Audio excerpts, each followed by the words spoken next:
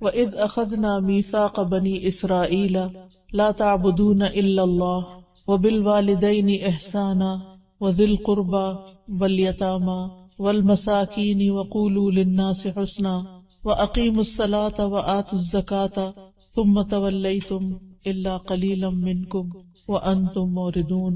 اور جب ہم نے بنی اسرائیل سے پختہ عہد لیا کہ اللہ کے سوا کسی کی عبادت نہ کرنا، اور ماں باپ، رشتہ داروں، یتیموں اور مسکینوں کے ساتھ حسن سلوک کرنا، اور لوگوں سے اچھی بات کہنا، اور نماز قائم کرنا اور زکوٰۃ ادا کرنا، تو تم میں سے تھوڑے لوگوں کے سوا تم سب اس عہد سے پھر گئے اور تم ہو ہی منہ موڑنے والے۔ یہ سورۃ البقرہ کی آیت نمبر 83 ہے۔ اس میں اللہ سبحانہ وتعالیٰ بنی اسرائیل کا ذکر کر کے ان کو بھی وعدہ یاد دلا رہے ہیں اور ہمیں بھی، کہ ایک مسلمان ہونے کی حیثیت سے ہمیں کن کن باتوں کی پابندی کرنی ہے۔ مسلمان ہونے کی کچھ شرائط ہیں، اور اگر ہم وہ شرائط پورے نہیں کرتے، اگر ہم وہ عہد پورا نہیں کرتے، تو وہ وعدہ جو اللہ تعالیٰ نے ہم سے کیا ہے، جنت کا وعدہ، وہ بھی اس کے ساتھ مشروط ہے۔ اللہ سبحانہ وتعالیٰ بنی اسرائیل سے فرماتے ہیں کہ یا بنی اسرائیل اذکروا نعمتی التی انعمت علیکم اوفوا بعہدی اوف بعہدکم، تم مجھ سے کیے ہوئے وعدے کو پورا کرو تو میں تم سے کیے ہوئے وعدے کو پورا کروں گا۔ تو وہ کون سا وعدہ تھا جو بنی اسرائیل نے اللہ تعالیٰ سے کیا تھا؟ وہ یوں تھا کہ بنی اسرائیل کو اللہ تعالیٰ نے کتاب دی، پیغمبر دیے، اور ان کے اوپر پہاڑ کو معلق کیا، جیسے یہ چھت ہے نا ہمارے اوپر، ایسے کوہ طور کو زمین سے اکھیڑ کے ان کے سروں کے اوپر کھڑا کر دیا کہ جو میں نے تمہیں احکامات دیے ہیں تورات کے اندر، جو کچھ کہا ہے ان پہ عمل کرو۔ خذوا ما آتیناکم بقوۃ، جو میں نے تم کو دیا اس کو قوت سے، مضبوطی سے پکڑ لو۔ اب انہوں نے اس وقت وعدہ کر لیا کہ ٹھیک ہے، قالوا سمعنا، انہوں نے کہا کہ ہم نے سن لیا ہے، اور دل میں کہا ماننا کوئی نہیں، لیکن زبان سے کہا کہ ٹھیک ہے ہم یہ وعدہ پورا کریں گے۔ اور پھر اس کے بعد اللہ سبحانہ تعالیٰ نے ان کو یاد دہانی کرائی، یعنی کتاب کے اندر کون سی ایسی بات تھی کہ جو انہیں پوری کرنی تھی۔ تو اس آیت کے اندر بیسیکلی کتاب کا ایک طرح سے خلاصہ بیان کیا گیا ہے۔ یہ بہت جامع آیت ہے کہ تمہیں کیا کیا چیزیں کرنی ہوں گی۔ یہ وعدہ جو اللہ تعالیٰ نے بنی اسرائیل سے لیا تھا، یہ صرف ان سے نہیں لیا تھا بلکہ یہ ہم سے بھی لیا ہوا ہے۔ اگر ہم دیکھیں تو اللہ کی کتاب جو ہے ہمارے پاس، اس کا بھی خلاصہ یہی ہے، اس میں بھی یہی ساری باتیں آتی ہیں۔ آپ دوبارہ اس ترجمے کو دیکھیے، ہم نے بنی اسرائیل سے پختہ عہد لیا کہ اللہ کے سوا کسی کی عبادت نہ کرنا۔ یہ وعدہ ہم سے بھی ہے کہ اللہ کے سوا کسی کی عبادت نہیں کرنی۔ دوسرا وعدہ ماں باپ کے ساتھ حسن سلوک کرنا ہے۔ تیسری بات رشتہ داروں کے ساتھ اچھا سلوک کرنا ہے۔ چوتھی بات یتیموں کے ساتھ اچھا سلوک کرنا ہے۔ پانچویں چیز مسکینوں کے ساتھ اچھا سلوک کرنا ہے۔ چھٹی بات لوگوں سے اچھی بات کرنی ہے۔ ساتویں نماز قائم کرنی، آٹھویں زکوٰۃ دینی۔ یہ 8 باتیں جو ہیں یہ ہمارے لیے ان کی پابندی کرنا بہت ضروری ہے، اور اگر کوئی ان کی پابندی نہیں کرتا تو وہ اپنے آپ کو مسلمان کہلانے کا حقدار نہیں، کیونکہ وہ کہتا ہے میں مسلمان ہوں، میں اللہ کو مانتا ہوں، میں قرآن کو مانتا ہوں، لیکن جو کچھ قرآن کہتا ہے اس کے اوپر عمل ہی نہیں کرتا۔ اور اس میں آپ دیکھیں کہ ایک طرف عقیدے کی بات ہے کہ شرک نہیں کرنا، صرف اللہ کی عبادت کرنی ہے، دوسری طرف حقوق العباد ہے جس میں گھر سے شروع ہو کے، ماں باپ سے شروع ہو کے پوری سوسائٹی کو کور کیا گیا ہے، پھر رشتہ دار ہیں، پھر اس کے بعد یتیم ہے، مسکین ہے، جو سوسائٹی کا ایسا طبقہ ہوتا ہے کہ جو اپنا خیال خود نہیں رکھ سکتے، اور پھر جنرلی سب انسانوں، قولوا للناس، للناس میں سارے انسان جو اس پلانٹ کے اوپر ہیں، 8 ارب انسان، وہ سارے شامل ہو جاتے ہیں کہ جس کے ساتھ بھی تمہارا انٹریکشن ہو، جس کے ساتھ بھی تم ملو تو اس سے اچھے سے بات کرنا۔ اور پھر 2 عبادتیں بتائی گئی ہیں، نماز اور زکوٰۃ، نماز ادا کرنا، زکوٰۃ ادا کرنا۔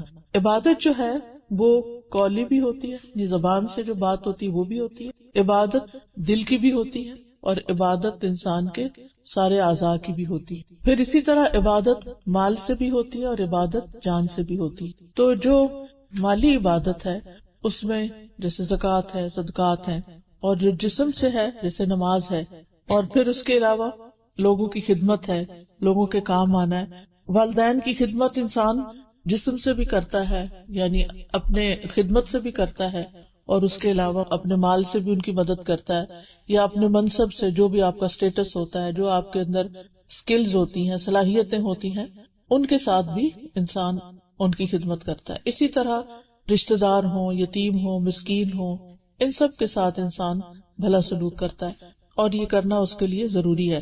تو بات یہ ہے کہ صرف ایک آیت میں آج آپ کے ساتھ ڈسکس کروں گی. اس ایک آیت کی روشنی میں ہم اپنا جائزہ لیں گے کہ ہم کیا کرتے ہیں، کیا ہم اس پہ پورا اترتے ہیں کہ نہیں. تو اس میں ہم دیکھتے ہیں کہ پہلی بات تو یہ ہے کہ یہ میثاق ہے. میثاق کا مطلب یہ کہ یہ ایک پختہ عہد ہے. یعنی جب ہم لا الہ الا اللہ کہتے ہیں، اور جب ہم کہتے ہیں کہ اللہ تعالیٰ کے سوا کوئی معبود نہیں، اور ہم اللہ کو مانتے ہیں، ہم اس کے رسول کو مانتے ہیں، ہم اس کی کتاب کو مانتے ہیں، تو یہ جو ماننا ہے یا ایمان لانا ہے، یہ ایمان اٹ سیلف ایک کانٹریکٹ میں انسان آ جاتا ہے کہ اے اللہ میں آپ پر ایمان لاؤں گا، آپ کی عبادت کروں گا، اور اس کے بدلے میں آپ مجھے جنت دیں گے جو میرا آخری ٹھکانہ ہے. سب سے پہلا عہد جو ہے وہ ہے لا تعبدون الا اللہ، کہ اللہ کے سوا کسی کی عبادت نہیں کرنا. اچھا، یعنی اس بات کا خلاصہ کیا ہے، جو بھی اچھا کام کرنا ہے، چاہے کوئی بات کرنی ہے جیسے اس وقت میں آپ سے بات کر رہی ہوں، یا آپ کسی سے بات کر رہے ہیں، چاہے کوئی مال خرچ کرنا ہے، چاہے کسی کو چائے کا ایک کپ پیش کرنا ہے، چاہے کوئی درس سننا ہے، کوئی بھی کام کرنا ہے، یہ سب کچھ اللہ کی خاطر ہونا چاہیے. یعنی اس کا بدلہ ہمیں اے اللہ تجھ سے چاہیے. جیسے نماز، سب سے پہلے تو عبادت میں ہم عام طور پر نماز، روزہ، حج، زکوٰۃ کرتے ہیں، اس میں صرف اور صرف اللہ کی خاطر، یعنی ہمیں دکھاوے کی نماز نہیں پڑھنی، کسی کو بتانے کے لیے نماز نہیں پڑھنی کہ ہم نماز پڑھتے ہیں، دکھاوے کا صدقہ خیرات نہیں کرنا کہ ہم مشہور ہوں کہ ہم بہت سخی ہیں. یعنی کوئی بھی جو نیکی کا کام ہے وہ دکھاوے کے لیے نہیں کرنا، بلکہ کس لیے کرنا ہے، اللہ کو راضی کرنے کے لیے، اللہ تعالیٰ کو خوش کرنے کے لیے.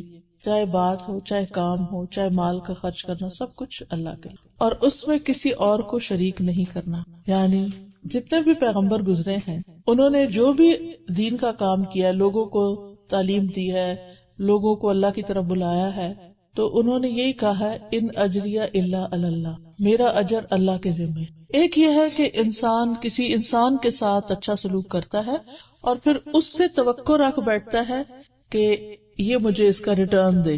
اور یہ بڑے نیچرل سی بات ہے، انسان کچھ بھی کرتا ہے نا تو انسان کے دل میں یہ خیال پیدا ہو جاتا ہے کہ میں نے اس کے ساتھ اچھا کیا، کل کو مجھے ضرورت پڑے تو یہ میرے ساتھ اچھا کرے. اور توقع رکھ لی، انسان اپنے بچوں سے توقع رکھ بیٹھتا ہے، ہم نے ان کو پالا، ان کو بڑا کیا، ان کو اس قابل بنایا کہ یہ، تو اب یہ لازم ہمارا خیال رکھیں. اسی طرح انسان اپنے نیبر سے، فرینڈ سے، سب سے، جس سے بھی انسان کا انٹریکشن ہوتا ہے. لیکن ہمارا دین ہمیں یہ سکھاتا ہے کہ تم اس کے ساتھ اچھا سلوک کرو اللہ کو خوش کرنے کے لیے، اور وہ بھی اللہ ہی کو خوش کرنے کے لیے تمہارے ساتھ اچھا کرے. ایک دوسرے سے صلے کی توقع نہ رکھو، ایکسپیکٹیشن نہ رکھو. کیوں؟ دو وجوہات ہیں. ایک تو یہ ہے کہ انسان جب کسی سے توقع رکھ بیٹھتا نا کہ یہ میرے لیے یہ کام کرے اور وہ نہیں کرتا، تو نتیجہ کیا ہوتا ہے؟ گلے شکوے پیدا ہوتے ہیں. اچھا، جب گلے شکوے پیدا ہوتے ہیں تو پھر وہ ہمارے دل تک رہتے ہیں یا ہم آگے بھی کرتے ہیں؟ سب کو بتاتے ہیں فلاں یہ کرتا ہے میرے ساتھ، فلاں یہ کرتا ہے. گھر گھر کی کہانی ہے ہر کوئی. اور اب تو واٹس ایپ اور فون نے اور کام آسان کر دیا گلے شکوے کرنے کا، کہ وہ بات صرف اس گھر تک نہیں رہتی بلکہ پتہ نہیں کہاں کہاں تک جا گھومتی ہے، اور دوسرے لوگ بھی تجسس کر رہے ہوتے ہیں، پوچھ رہے ہوتے ہیں. یہ چیز ہمارا وقت بھی ضائع کرتی ہے، ہماری انرجیز اس میں ضائع ہوتی ہیں، اور شیطان کا رستہ کھول دیتی ہے. جب ہم کوئی چھوٹی چیز یا بڑی چیز کسی کے لیے بھی کریں، چاہے ہم کوئی مالی خدمت کسی کی کریں یا کوئی اور کریں، یا ایون بہن بھائیوں کے ساتھ جو لین دین ہے یا کچھ بھی، صرف اس لیے کریں کہ میرا رب مجھ سے راضی ہو جائے، مجھے اس سے توقع نہیں ہے. اگر میرے ساتھ کریں گے تو میں بہت خوش ہوں گی، شکر گزار ہوں گی، لیکن اگر نہیں بھی کریں گے تو میں ناراض نہیں ہوں. بس میں نے ناراض نہیں ہونا، چاہے وہ مجھے ریٹرن نہ کریں. اب یہ چھوٹی بات نہیں ہے، بہت بڑا دل کرنا پڑتا ہے اس کے لیے. لیکن جب انسان اللہ کے لیے کرتا ہے تو بہت آسان بھی ہو جاتا ہے، انسان کر لیتا ہے، کیونکہ اس کو پتا ہوتا ہے کہ مجھے اس کا ریوارڈ ضرور ملے گا. دوسرا فائدہ اس کا یہ ہے کہ جیسا ریوارڈ اللہ دیتا ہے ایسا ریوارڈ کوئی بھی دے نہیں سکتا. اگر کوئی دینا بھی چاہے تو دے نہیں سکتا. کیا ہم ماں باپ کی قربانیوں کا بدلہ دے سکتے ہیں؟ جیسے ایک شخص آیا تھا نا، تو اس نے کہا کہ میں نے اپنے ماں کو اپنے کندھوں پہ اٹھا کے حج کرایا ہے. اس زمانے میں ویل چیئر نہیں تھی، یا اس زمانے میں اور ایسی چیزیں نہیں تھی، یا اس نے آؤٹ آف کٹسی، تو کیا میں نے اس کے احسان کا بدلہ چکا دیا؟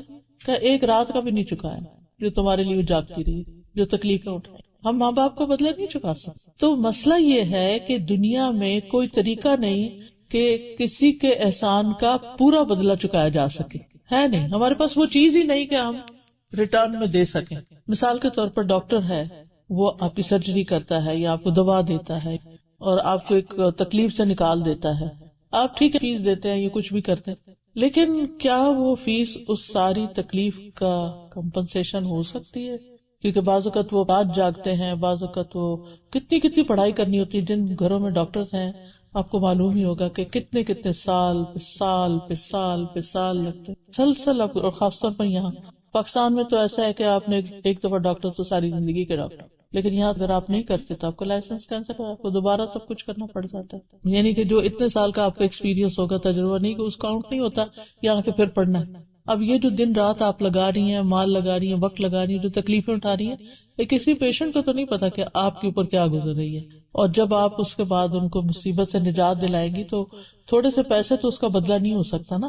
ٹھیک ہے، اسی طرح کوئی بھی شخص کسی کے جو کام آتا ہے تو وہ تھوڑی بہت ایفرٹ جو ہوتی ہے وہ کسی کی اس کا بدلہ نہیں ہوتی. اصل میں اللہ سبحانہ وتعالی نے دنیا کا ڈیزائن ہی ایسا رکھا ہے، یعنی اس کی لمٹس ہیں، اس کا ٹائم بھی لمیٹڈ ہے، اس کے اندر پائی جانے والی جو چیزیں ہیں وہ بھی لمیٹڈ ہیں. پھر اچھا چلیں ایک مثال ہے، اگر ہم مان بھی لیں کہ جی ہاں اس نے مجھ سے جو کیا میں نے اس سے زیادہ کیا، میں نے اس کو اس کے بچے کی پیدائش پہ $100 دیے تھے، اس نے بھی مجھے $100 دے دیے، ٹھیک ہے، ہو گیا بدلہ، ایکول ہو گیا. اچھا اب آپ دیکھیں کہ آپ کے پاس پیسہ آ گیا. سوچیں جتنا بھی آپ کے پاس پیسہ ہوتا ہے، کچھ لوگوں کے پاس زیادہ ہوتا ہے، کچھ کے پاس کم ہوتا ہے، کیا وہ سارا آپ استعمال کر سکتے ہیں زندگی میں؟ نہیں، بچا کے بھی رکھتے ہیں تو پھر چھوڑ کے چلے جاتے ہیں نا. کہنے کا میرا مطلب یہ ہے کہ اگر آپ کے پاس مثلاً گھر ہی ہے، گھر خرید لیا، پیڈ آف ہو گیا، سب کچھ ہو گیا، آپ نے ساری زندگی لگا دی، آپ نے اپنے ہسبینڈ کے ساتھ کام کیا، آپ نے بہت محنت کی، گھر بنا لیا، لیکن پھر کیا ہوا؟ ایک وقت آیا کہ ہم اس گھر کو چھوڑ کے دنیا سے ہی چلے گئے. جو آپ نے محنت کی تھی اس کا سارا ریوارڈ آپ کو مل گیا، آپ سارا اس کو استعمال ہی نہیں کر سکے. اسی طرح جیسے ہمارا لباس ہوتا ہے، زیور ہوتا ہے، جو بھی ہماری بلانگنگز ہیں، یا ہمارے پاس کیش ہوتا ہے، میکسیمم ہم اپنے اوپر کتنا خرچ کر سکتے ہیں؟ چلے ایک عام انسان تو بھائی اس کا منتھ ٹو منتھ پے چیک پہ جی رہا ہے، ٹھیک ہے، وہ لگ گیا، کنزیوم کر لیا. لیکن کچھ لوگ جیسے بلینئرز ہوتے ہیں، بہت پیسہ ان کے پاس ہوتا ہے، وہ اس میں سے جو انہوں نے اتنی دن رات کی جان مار کے کمایا ہوتا ہے، اس میں سے کتنے % خرچ کرتے ہیں؟ کتنا کھا سکتے ہیں، کتنا پہن سکتے ہیں، کتنا گھوم سکتے ہیں؟ لمٹس ہے نا. دنیا میں تو بس ایک لمیٹڈ ہی آپ فائدہ اٹھا سکتے ہیں. تو پھر وہ جو آپ نے اتنی محنت کی تھی وہ کدھر گئی؟ اس کا کوئی ریوارڈ نہیں ہونا چاہیے. ہاں، اس کے لیے ایک ایسی جگہ ہونی چاہیے، جنت، کہ جو کبھی ختم نہ ہو. اور آپ نے اگر اخلاص کے ساتھ اچھے کام بہت محنت سے یہاں کیے ہیں تو آپ کو اس کا اتنا ریوارڈ ملے، اتنا ریوارڈ ملے. اللہ سبحانہ وتعالیٰ اس کے بارے میں فرماتے ہیں لہم اجر غیر ممنون، ان کو ایسا اجر ملے گا جو کبھی بھی ختم نہیں ہوگا، ختم ہی نہیں ہوگا. تو وہ انسان جو اللہ سبحانہ وتعالیٰ سے ریوارڈ کی توقع رکھتا ہے کہ وہ مجھے دے گا، وہ بہت بڑا سودا کرتا ہے، وہ بہت بڑی بارگین کی ہے اس نے، کیونکہ اللہ سبحانہ وتعالیٰ اپنی شان کے مطابق دے گا. جو بندوں سے ریوارڈ کی توقع رکھتا ہے، بندے اپنی شان کے مطابق دیتے ہیں. کچھ اچھے ہوتے ہیں، وہ بہت آپ کی قدر کرتے ہیں، وہ ایکنالج کرتے ہیں، وہ شکریہ ادا کرتے ہیں، لیکن کچھ تو مڑ کے دیکھتے بھی نہیں آپ کو، آپ ان کے ساتھ جتنے چاہیں احسان کریں. اور اس کی کتنی ساری مثالیں ہیں. آپ دیکھیں بہت سارے بچے، والدین ان کو کتنی مشکلوں سے پالتے ہیں، پڑھاتے ہیں، کیا کیا ان کے لیے دعائیں مانگتے ہیں. پھر جب اپنی زندگیوں میں جاتے ہیں تو کیا چاہتے ہیں؟ ہمیں کوئی ڈسٹرب نہ کرے، ہمیں جینے دیا جائے. اگر ماں باپ ان سے حال بھی پوچھ لیں نا تو وہ کیا کہتے ہیں؟ ہاں، پرائیویسی کے نام آپ انٹرفیئر کرتے ہیں، آپ فالتو میں مشورے دیتے ہیں، یا وہ کہتے ہیں ہمارے پاس ٹائم نہیں ہے آپ سے ملنے کے لیے، ہم نہیں آ سکتے. تو اس وقت ماں باپ کی پھر فیلنگ کیا ہوتی ہے جب بچے اس طرح کی باتیں کرتے ہیں؟ پھر انسان رونا شروع کر دیتا ہے. پھر انسان کہتا ہے کاش میں نے اس کو پیدا نہ کیا ہوتا. کچھ ماں یہ بھی کہتے میں نے سنی، کاش یہ پیدا ہی نہ ہوا ہوتا. کوئی بہت ستاتے ہیں کئی بچے، اور کئی لوگ تو پھر آخری حد تک چلے جاتے ہیں. کچھ تو ماں باپ کو مارنے پہ آ جاتے ہیں، اور کچھ بچوں کو، اور جو کچھ ہمارے معاشرے میں ہو رہا ہے. تو یہ جتنے بھی مسائل پیدا ہوئے ہیں نا، اس کی بنیادی وجہ یہ ہے کہ ہماری عبادت کا رخ ٹھیک نہیں، ہم اچھے کام بھی جو کرتے ہیں نا ان کا بدلہ دنیا میں فوراً انسٹنٹ چاہتے ہیں، یہاں مل جائے ہمیں. یہاں اگر ملے بھی تو کم ملے گا یا نہیں ملے گا، یا پھر ملے بھی تو پورا ہم استعمال نہیں کر سکتے. اور اگر ہمیں سب کچھ بھی مل جائے دنیا میں جو ہم نے کسی کے ساتھ خیر کی، لے کے کہاں جانا ہے؟ جب خود مر جائے کہ قبر میں کیا جائے گا؟ ابھی کوئین فوت ہوئی ہے تو سنا ہے کہ صرف 2 ٹاپس اور شاید 1 رنگ بس وہ ڈال کے اس کو دفن کیا گیا، باقی اس کے پاس کیا کچھ نہیں تھا. کتنی بڑی اگر نہ بھی لیتے فار ایگزامپل ساتھ بھی لے جاتے، کیا فرشتوں نے اس کی بنا پہ کوئی اچھا سلوک کرنا؟ اصل میں ہم اس دنیا کی حقیقت کو نہیں سمجھتے اور دوسری طرف اللہ کی باتوں کو نہیں سمجھتے کہ اللہ تعالیٰ کیوں فرماتے ہیں کہ میرے لیے کرو جو بھی کچھ کرنا ہے. قل، اللہ تعالیٰ نے نبی صلی اللہ علیہ وسلم کو فرمایا قل، آپ کہہ دیجئے ان صلاتی و نسکی و محیای و مماتی للہ رب العالمین لا شریک لہ وبذالک امرت وانا اول المسلمین. کہہ دیجئے بے شک میری نماز، میری قربانی، میرا جینا، میرا مرنا سب کچھ اللہ رب العالمین کے. ہم میں سے ہر مسلمان کو یہ سوچنا چاہیے لا تعبدون الا اللہ، بس صرف اللہ ہی ہے، اللہ ہی کی عبادت کرنی، کسی کے ساتھ کچھ بھی جو کرنا ہے اللہ ہی کی خاطر کرنا ہے. اور اس کے بعد کہتا ہے نا کہ نیکی کر دریا میں ڈال، وہ محاورہ اسی لیے بنا ہوا ہے کہ کر کے بھول جاؤ کہ میں نے اس کے ساتھ کی تھی، بس جس کے ساتھ بھی کی تھی اللہ کے لیے کی تھی، اللہ نے گن لیا، دیکھ لیا، اللہ گواہ بن گیا اور اللہ تعالیٰ نے اجر کا وعدہ کر رکھا ہے. اور اگر اخلاص کے ساتھ اللہ کے لیے کی ہے تو یہ ضائع ہونے والی ہی نہیں ہے. اللہ سے بڑھ کر کوئی اپنے وعدے پورے نہیں کرتا.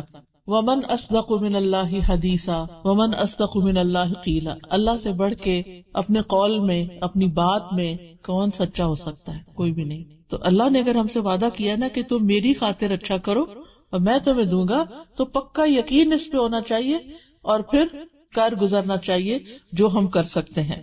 اور کرنے کے کاموں میں جو پہلا نیکی کا کام اللہ کی عبادت کے بعد، اللہ کی عبادت ہر اس چیز کو کہتے ہیں، ہر نیکی کا کام جو اللہ کے لیے کیا جائے، اس میں نماز روزہ بھی شامل، اس میں ہر طرح کی نیکی شامل ہے. ہر نیکی عبادت ہے جو اللہ کے لیے کی جاتی ہے اخلاص کے ساتھ. پھر اس کے بعد یہ ہے کہ والدین کے ساتھ احسان کرنے کے کاموں میں سب سے پہلا کام. کیوں؟ اس لیے کہ والدین کے ہم پر سب سے زیادہ احسانات ہوتے ہیں اور ہم ان کا بدلہ دینا بھی چاہے تو نہیں دے سکتے، لیکن ہمیں اس کے لیے کوشش کرنی چاہیے. ان کا حق اللہ تعالیٰ نے اپنے بعد، یعنی دنیا میں جتنے بھی انسان ہیں نا ہمارے سامنے، نبی صلی اللہ علیہ وسلم تو اللہ کے رسول ہے نا، ان کا تو حق اپنا ہی ہے.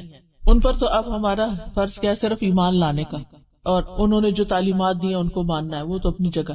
لیکن باقی جتنے بھی اس پلانٹ پہ انسان ہیں ان میں سب سے پہلے والدین آتے ہیں.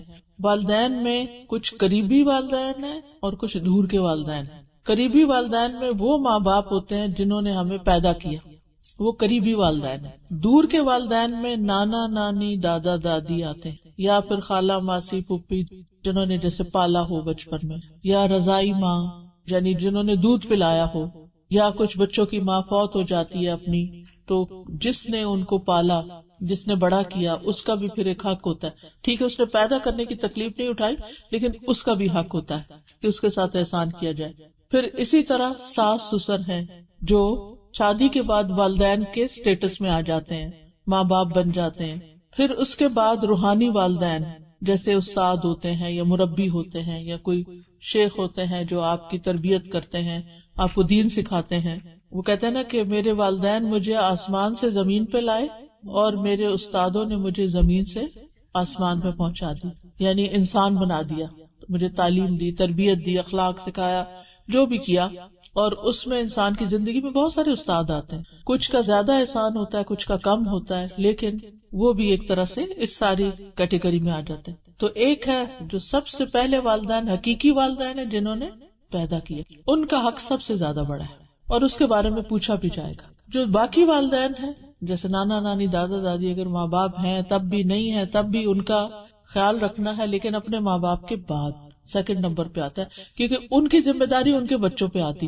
وہ ہمارے والدین کی ذمہ داری ہے کہ وہ اپنے والدین کو دیکھے یا ان کے ساتھ حسن سلوک کرے. لیکن اگر ان کا کوئی نہیں، کئی گھروں میں ایسا تھا نا، نانی ساتھ رہ رہی، ہماری نانی بہت سال ہمارے ساتھ نہیں، آف اینڈ آن، ان کا دل سب سے زیادہ ہمارے گھر میں لگتا تھا. اگرچہ ہم بچے ان کو تنگ بھی بہت کرتے تھے، ان کو بہت شور کر کے جگا دیتے تھے، لیکن بہت ان کے ساتھ رہنے کا موقع ملا. پھر ہماری پھوپھی تھی جنہوں نے چھوٹی چھوٹی چیزیں ہمیں سکھائی اور بہت ہی خیال کیا. بہت وہ بیوہ ہو گئی تھی تو ہمارے گھر آ گئی تھی اپنی بیوگی کے بعد.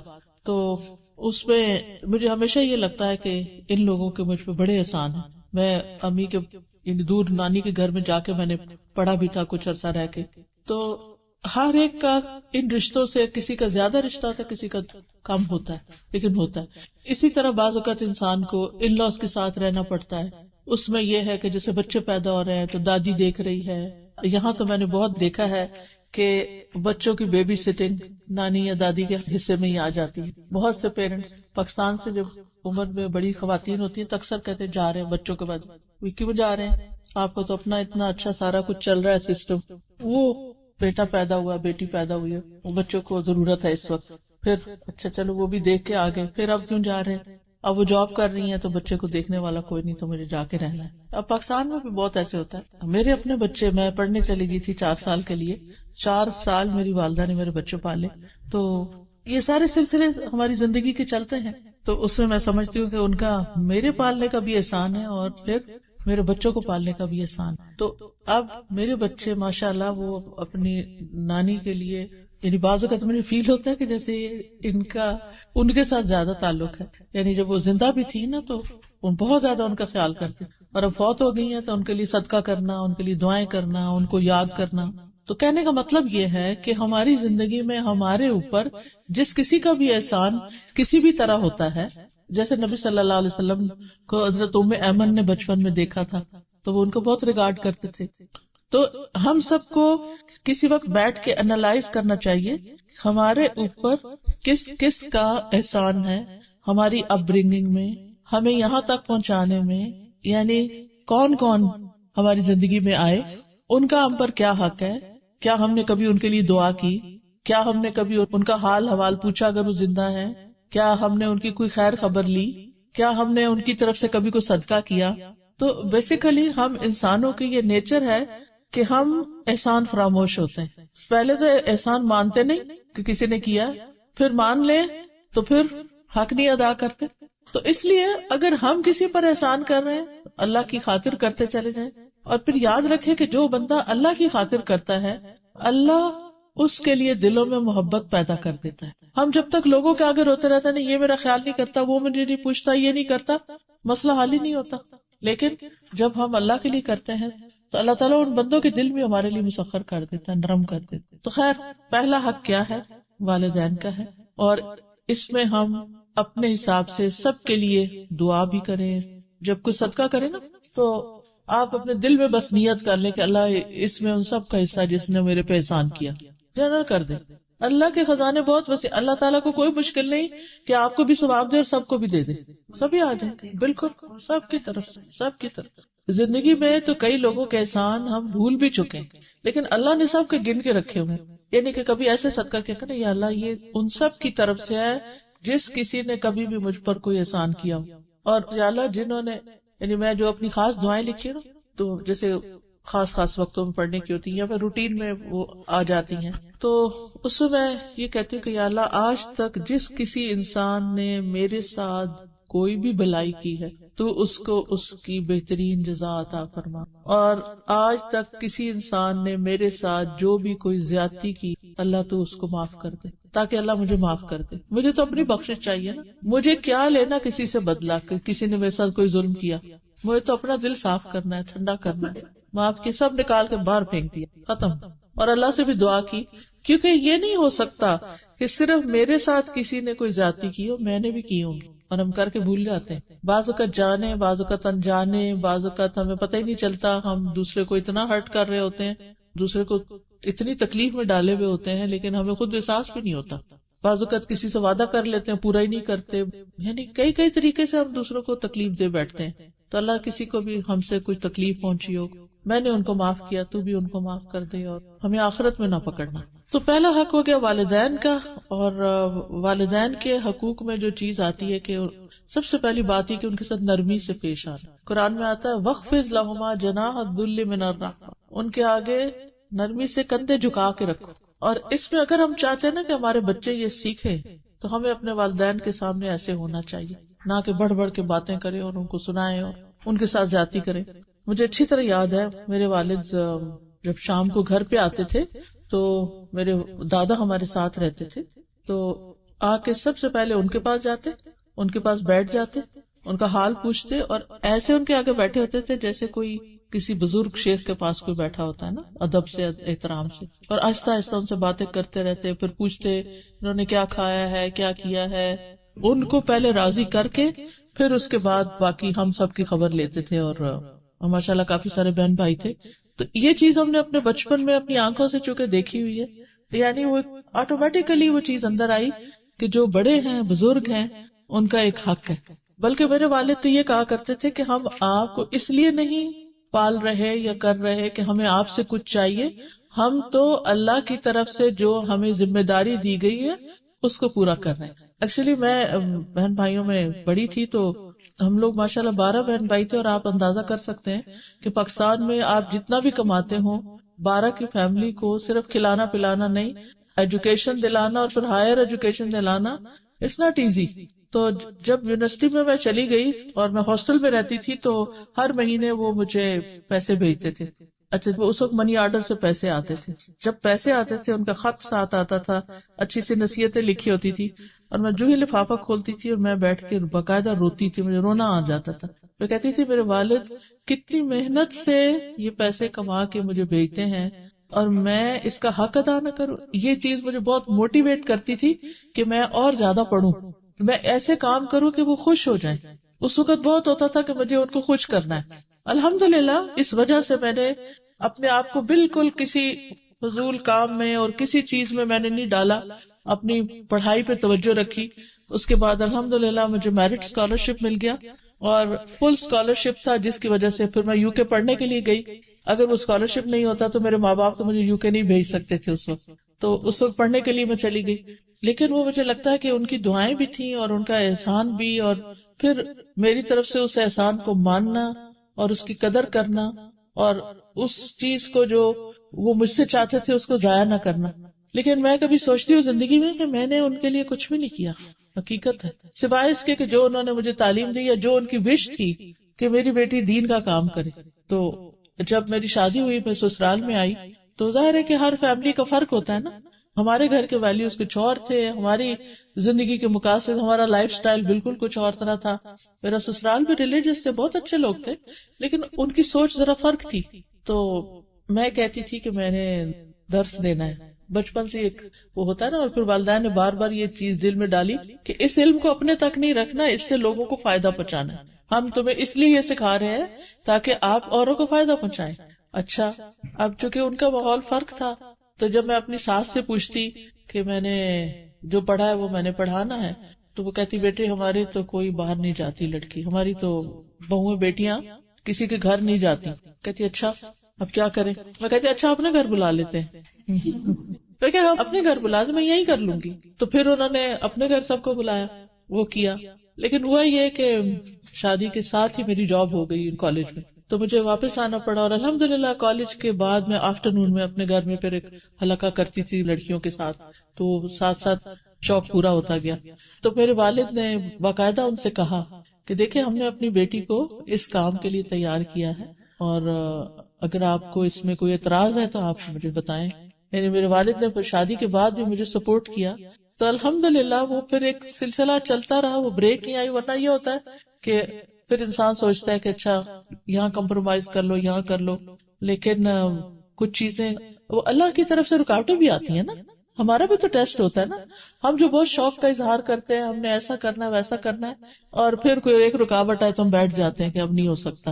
نہیں، راستہ تو نکالنا ہے نا، کیونکہ کچھ چیزیں ہمارے اپنے لیے بڑے فائدے کی ہیں، جن سے ہمارے دل کو راحت ملتی ہے، جن سے ہمارا دل کھلتا ہے، ایک خوشی نصیب ہوتی ہے۔ اور یہ یاد رکھیے کہ قبر میں انسان کی وہی حالت ہوگی جو زندگی میں سینے کے اندر دل کی حالت ہے.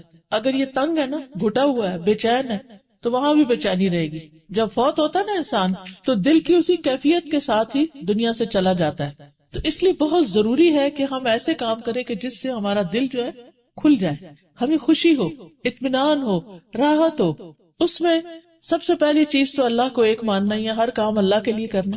پھر اس میں ایمان ہے، اور تیسرے نمبر پر جو چیز ہے وہ علم ہے. جب تک انسان علم کے ساتھ اپنا رشتہ نہیں جوڑتا، اور خاص طور پر علم الکتاب کے ساتھ یعنی قرآن کے ساتھ، کیونکہ قرآن شفا بھی ہے، قرآن دلوں کی روشنی بھی ہے، قرآن اللہ کا کلام ہے، وہ دلوں کو وسیع کرتا ہے. یعنی جب دل میں آتا جاتا ہے نا، ایک تو نا گلے تک حلق تک رانے، جب دل میں اترتا ہے نا تو دل کھلا ہو جاتا ہے. اور جب دل کھلا ہو جاتا ہے تو پھر انسان معاف بھی کر سکتا ہے، پھر انسان دوسروں کے ساتھ ہر طرح کی خیر خواہی کر سکتا ہے، پھر وہ ہر طرح کے حالات کو ایکسپٹ کر لیتا ہے، پھر وہ تقدیر پہ بھی راضی ہو جاتا ہے. تو بہت سارے انسان کو فائدے ہوتے ہیں. تو اس لیے ہمیں زندگی میں علم سے تو رشتہ جوڑ کے ہی رکھنا ہے. چاہے ہم ہوم میکرز ہوں، چاہے ہم جاب کرتے ہوں، چاہے کچھ بھی، ہفتے میں کم از کم ایک دن کچھ وقت ضرور نکالیں. آئندہ آپ بھی، اور اس ٹاؤن میں بھی اللہ کرے کہ پراپر کلاسز شروع ہوں اور آپ سیکھیں، اور آپ سے پھر آپ کے بچے بھی سیکھیں. کیونکہ جب بچے دیکھتے ہیں نا کہ ماں کی پرائرٹی کیا ہے، ماں کیا کر رہی ہے. تو میرے بچے چھوٹے چھوٹے تھے تو میں ان کو ایسے کر کے پکڑتی تھی کہ ان کا منہ ادھر کر دیتی تھی اور یوں ان کو بٹھا لیتی تھی اس ٹانگ پہ، اور ادھر ٹیبل پہ میں اپنی کتاب اور اپنے نوٹس اور وہ سب تیاری کرنی ہوتی تھی. تو نہ بچہ اگنور ہو اور نہ دونوں چیزیں بیلنس ہو جاتا ہے نا پھر. اور اگر آپ بچے کو چھوڑ دیتے ہیں کہیں اور آپ صرف پڑھائی میں لگے رہتے ہیں تو وہ بھی ٹھیک نہیں. بچوں کی ضرورت پوری کر کے، اور پھر یہ کہ جیسے کہیں درس وغیرہ پہ میں جاتی تھی تو میں ساتھ لے جاتی تھی، اور جب بہت چھوٹے ہیں تو ان کو کوئی کاپی پین پکڑا دیا، وہ بھی ساتھ بیٹھ کے لکھنا، کچھ بناتے رہیں تاکہ بچے بھی اگنور نہ. آپ دیکھیں کہ اس ملک میں خاص طور پر ہم سوچیں کہ ہمارے بچوں کا ایمان کیا ہوگا، پھر اس کے بعد ان کے بچوں کا کیا ہوگا. جب یہ اپنی زبان بھی بھول چکے ہوں گے، ساری چیزیں ان کی پاسٹ بن جائیں گی. اب دیکھیں نا، ہماری دادی سے اوپر دادی کی امی کون تھی کس کو پتا ہے؟ مجھے تو نہیں پتا، میں تو دادی بھی نہیں دیکھی، وہ فوت ہو گئی تھی جلدی. تو دادی کی امی کون تھی؟ اللہ عالم. اور وہ کیسے رہتی تھی، وہ کیا کھاتی تھی، کیا پکاتی تھی، کیا پہنتی تھی، وی ڈونٹ نو. تو سیکنڈ تھرڈ جنریشن کا یہاں کیا حال ہوگا؟ نہ ان کے لیے اسکول، نہ ان کے لیے مسجد مدرسہ میں بھی بھیجیں. جو ماں سکھا سکتی ہے کوئی نہیں سکھا سکتا. اس لیے بہت ضروری ہے کہ آپ کا اپنا تعلق قرآن کے ساتھ اتنا مضبوط ہو کہ جس سے آپ جو کچھ لے وہ آگے اپنے بچوں کو دیتے چلے جائیں. جیسے ہم اپنی ذمہ داری سمجھتے ہیں ان کو کھانا کھلانا، ایسے ہی فرض کے درجے میں ذمہ داری سمجھیں ان کے دل میں اللہ کی محبت، دین کی محبت، قرآن کی محبت، اچھے کاموں کی محبت، وہ آپ نے ڈال کے جانی ہے دنیا، کیونکہ اس پہ پوچھا جائے گا. حدیث میں آتا ہے کلکم راعٍ وکلکم مسئول عن رعیتہ، تم میں سے ہر شخص نگران ہے اور ہر ایک سے اس کی رعایا کے بارے میں پوچھا جائے گا. فالمرأة راعیۃ فی بیت زوجہا ومسئولۃ عنہا، عورت اپنے شوہر کے گھر میں نگران ہے، یعنی گھر کی نگران ہے، بچوں کی نگران ہے. ومسئولۃ عنہا، اور اس سے اس کی ذمہ داری کے بارے میں سوال کیا جائے گا کہ تم نے گھر کو لک آفٹر کیا یا نہیں، اور تم نے اپنے بچوں کو دیکھا کہ نہیں، ان کو کیا سکھایا.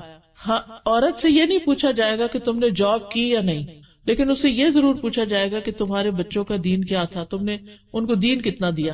اس لیے یہ ہماری اخلاقی ذمہ داری بھی اور ہماری اللہ کی طرف سے بحیثیت مسلمان ذمہ داری ہے. اس سے ہم نکل نہیں سکتے.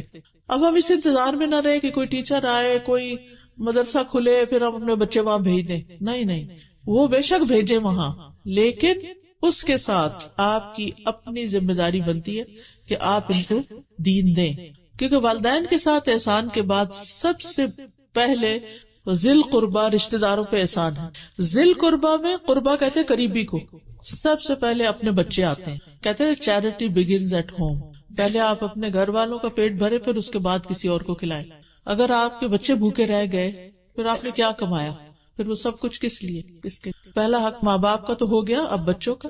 بچوں کے بعد پھر جو باقی بہن بھائی ہیں ہمارے، اس کے بعد بہن بھائیوں کا آتا ہے، پھر اس کے بعد خالہ، ماموں، پھوپھی، چچا وغیرہ، ان لوگوں کا، یہ سارے رشتہ دار آتے ہیں. ان سب کا خیال کرنا. ان کا بچوں کی تو بہت ساری ذمہ داری، ان کے درجے ہیں، لیول ہے، کسی کی ذمہ داری زیادہ ہے، کسی اور رشتے کی کم ہے. یعنی بہن بھائیوں کی ہے کسی حد تک، اتنی نہیں جتنی آج کے بچوں کی. یعنی اگر اللہ ہمیں توفیق دے تو ہم اپنے بہن بھائیوں کی بھی خیر کریں، ان کو بھی دین سکھائیں، ان کے ساتھ بھی احسان کریں. لیکن اگر وہ نہ کر سکے تو دو چیزیں کرنے کی ہوتی ہیں. اگر وہ کسی تکلیف میں ہے تو ان کی مدد کی جائے، اور اگر انہیں کوئی ضرورت ہے ہماری تو وہ پوری کی جائے. ان سے تعلق رکھا جائے، چاہے سلام دعا کے ساتھ. اب آپ دیکھیے کہ تکلیف ہے تو مدد کی جائے. بعض اوقات مدد پیسوں سے ہوتی ہے، بعض اوقات اچھے مشورے سے ہوتی ہے. آپ ان کی بات سن کے آپ ان کا غم ہلکا کر دیں. ہمیں پتہ ہونا چاہیے کہ وہ کس حال میں ہے، یعنی خیر خبر رکھنی چاہیے. اس کا یہ مطلب نہیں روز ملنے جائیں، روز کال کریں، روز باتیں کریں، یہ نہیں ہے مقصد. خوشی غمی میں شریک ہوں اور حال حوال کی خبر رکھیں، میسج وغیرہ ایکسچینج کر لیا کریں. اگر ان کے بچے مثلاً ان کو تعلیم حاصل کرنے میں کوئی رکاوٹ آ رہی ہے، اگر آپ سارے بہن بھائی مل کے مدد کر سکتے ہیں، فیملی کا ٹرسٹ بنا کے کچھ بھی کر کے، یعنی جیسے اپنے بچوں کے لیے سوچتے ہیں نا، ایسے ہی ان کے لیے بھی سوچیں کہ میرے بچے نے پڑھ لیا تو میری بہن کا بچہ تو نہیں پڑھ پا رہا، میں اس کے لیے کیا کر سکتی ہوں. میرے بچوں کے بچوں کو یہ نعمت ملی ہوئی ہے، میری بہن کے بچوں کے پاس استاد نہیں ہے، وہ افورڈ نہیں کر سکتی، کیوں نہ میں اپنی پاکٹ منی سے کچھ نہ کچھ اس کو دے دوں کہ وہ بھی اپنے بچے کے لیے کوئی انتظام کر لے. ہوتا ہی ہے، درجے ہے نا، کسی کو اللہ نے زیادہ دیا، کسی کے پاس کم ہے. تو اس طرح انسان رشتہ داروں کے ساتھ بھی سلوک کرے. جہاں تک ماں باپ یا بڑے ہوتے ہیں رشتے میں جو لوگ، ان کے لیے جو ہمیں دین سکھاتا ہے وہ یہ کہ بڑوں کا نام نہ لیا جائے، ان سے ایسے نہ پیش آئیں جیسے بچوں سے پیش آتے ہیں. بڑوں کی طرف آنکھیں نکال کے غصے سے نہ دیکھا جائے، یا ان کے ساتھ بدتمیزی سے بات نہ کی جائے، ادب کے خلاف کام نہ کیے جائیں. یہاں تک علماء کہتے ہیں کہ ان کے سامنے کپڑے بھی نہ اپنے جھاڑے کہ کہیں آپ کی گردہ ان کے اوپر نہ جا پڑے. یہ کسی ایکشن سے، یہ ایک مثال ہے، یعنی کسی بھی طرح کے ایکشن سے آپ ان کو تکلیف نہ دیں. پھر اس کے بعد یتیم مسکین جو ہیں ان کے ساتھ آپ کیا کر سکتے ہیں کہ آپ یہ دیکھیں کہ اگر خاندان کے اندر وہ یتیم ہے تو ان کو صرف مالی مدد نہیں، ان کو پیار بھی چاہیے، ان کو کیئر بھی چاہیے. یتیم وہ نابالغ بچہ ہوتا ہے جس کے باپ فوت ہو چکا ہو. اسی طرح مسکین وہ ہوتا ہے جس کے ماں باپ ہوں، جس کے پاس اتنا نہ ہو کہ وہ اپنی ضرورتیں پوری کر سکے، چاہے وہ رشتہ داروں میں ہے اور چاہے وہ غیروں میں ہے. یہ مسلمانوں کے اوپر ذمہ داری ہے کہ وہ صرف اپنے لیے نہ جئیں، صرف اپنا فائدہ نہ سوچیں، بلکہ یہ دیکھیں کہ اور کون ہے دائیں بائیں جو ضرورت مند ہے.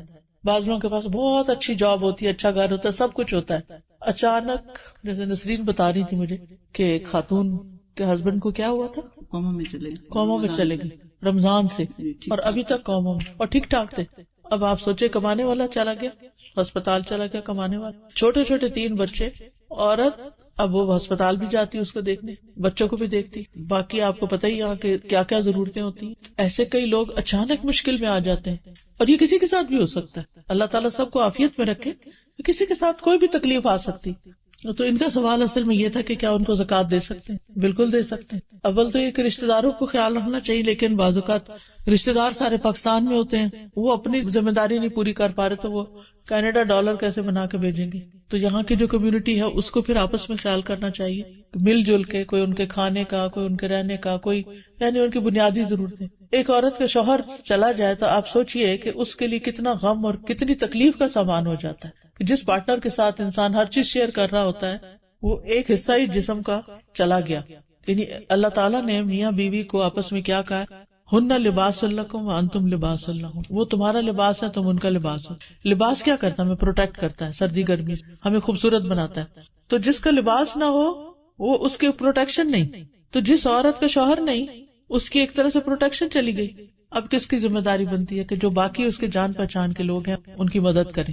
تو ایسے لوگ مسکین ہوتے ہیں، ان کی ذمہ داری بھی ہمارے اوپر آتی ہے، ہم ان کا خیال کریں. اور صرف یہ نہیں کہ آپ ای ٹرانسفر کر دیں یا بینک ٹرانسفر کر دیں کہ یہ ہم آپ کی مدد کر رہے ہیں، دیٹس اٹ. ان کا حال بھی پوچھا جائے، ان کی دل جوئی کی جائے، اگر آپ کے لیے اور ان کے لیے آسان ہو تو وزٹ کر لیا جائے، ان کا کچھ دل کا حال سن لیا جائے، کیونکہ وہ اپنے غم کس سے شیئر کرے. عام طور پر تو انسان کیا کرتا ہے، جو سب سے مشکل بات ہوتی ہے انسان اپنے ہسبینڈ سے شیئر کرتا ہے کہ میرے اوپر یہ مشکل آ گئی. ہم چھوٹی چھوٹی باتیں ہیں، اکثر گھروں میں ایسے ہی ہوتا ہے کہ بیوی سارا دن بچوں کے ساتھ گھر کے کاموں کے ساتھ تھکی بھی ہوتی ہے، میاں آتا ہے تو کچھ تو عقلمند خواتین ہوتی ہیں وہ ذرا صبر کر لیتی ہیں، تھوڑی دیر ٹھہر جاتی ہیں کھانا وانا کھلا کے اور پھر اس کے بعد شیئر کرتی ہیں. لیکن کچھ تو دروازے سے داخل ہوتے ہی ان کو جو ویلکم ملتی ہے کہ آج اس بچے نے یہ کیا اور اس نے وہ کیا، اور گھر میں یہ ٹوٹ گیا اور فلانا ہو گیا اور فلاں کی کال آ گئی تھی اور فلاں چیز ختم ہو گئی ہے، اور وہ میں نے لانے کو کہا تھا وہ کدھر ہے، تو یعنی کہ ایک پریشانی کی سی فضا قائم ہو جاتی ہے. کہنے کا مطلب یہ ہے کہ ہماری نیچر میں ہوتا ہے کہ ہمارے اوپر اگر کوئی چیز گزرتی ہے تو ہم چاہتے ہیں کہ کسی کے ساتھ شیئر کریں، اور اس کے ساتھ شیئر کریں جو ہمارے ساتھ پھر ہمدردی بھی کرے. یعنی اس کے ساتھ ہم نہیں شیئر کرنا چاہتے جو صرف سن کے کہے اچھا اچھا صبر کرو چپ کرو. تو اس میں ایسے لوگوں کو پھر حسن سلوک کا کیا مطلب ہے، احسان کرنے کا کیا مطلب ہے کہ ان کی دلجوئی بھی کی جائے. پھر آگے وقولوا للناس حسنا، لوگوں سے اچھی بات کرو. اب اچھی بات کیا ہے کہ یعنی جیسے بھلے مانس لوگ بات کرتے ہیں آرام سے بات کرو اور صحیح بات ان سے کرو، جھوٹ نہیں بولو، دھوکے میں نہیں رکھو، ہارش نہیں ہو. یعنی کوئی بھی انسان ہو، یہ نہیں کہو کہ یہ فلاں بندہ تو بڑا ہی خراب انسان ہے، اس کے ساتھ تو بس ایسے ہی بات کرنی چاہیے، اس کو تو ایسے ہی سبق سکھانا چاہیے. اس کا فائدہ نہیں. سبق آپ آرام سے بھی سکھا سکتے کہ آرام سے آپ بات کر لیں کسی سے، اور پھر اس کے بعد دیکھیے ساری باتیں بتا کے پھر آخر میں کہا نماز قائم کرو اور زکوٰۃ بھی دو، یعنی عبادات بھی ہیں. اس سے ایک بیلنس پتہ چلتے. کچھ لوگ کہتے ہیں بس صرف بندوں کی خدمت کافی ہے، اور کچھ کیا کہتے ہیں صرف نماز ہی کافی. ہمارا دین کہتا ہے اللہ کا حق بھی دو اور بندوں کا بھی حق دو. اور اگر کوئی یہ کام کر لیتا ہے تو پھر اللہ تعالیٰ اپنا وعدہ پورا کرے گا اور اس کے لیے جنت کا وعدہ ہے. اللہ تعالیٰ ہمیں اس کی توفیق عطا فرمائے. لیکن اس کے لیے بڑا ضروری ہے کہ ہم اپنی اصلاح کرتے رہیں اور اس کے لیے ہمت اور موٹیویشن لیتے رہیں. کٹھے بیٹھ کے کچھ سیکھیں، آپس میں ڈسکس کریں، قرآن کی غذا لیتے رہیں اور باقاعدہ سیکھنے کا طریقہ اختیار کریں.